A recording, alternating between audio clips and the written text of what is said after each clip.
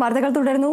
തൃശൂർ വടക്കാഞ്ചേരി അകമല കുഴിയോട് പ്രദേശത്ത് വാഴക്കൊമ്പൻ എന്നറിയപ്പെടുന്ന കാട്ടാനയുടെ ശല്യം രൂക്ഷമാകുന്നു. തുടർച്ചയായ 11ാം ദിവസവും വ്യാപക കൃഷിനാശമാണ് കാട്ടാന വരുത്തിവെച്ചത്. ഇന്ന് രാവിലെയും പ്രദേശത്തെ കൃഷിയിടത്തിൽ വാഴക്കൊമ്പനെത്തി. ആനയെ കണ്ട തൊഴിലാളികൾ ഭയന്നോടി. തൊഴിലാളികൾ മൊബൈലിൽ പകർത്തിയ ആനയുടെ ദൃശ്യങ്ങൾ പുറത്തുവന്നു.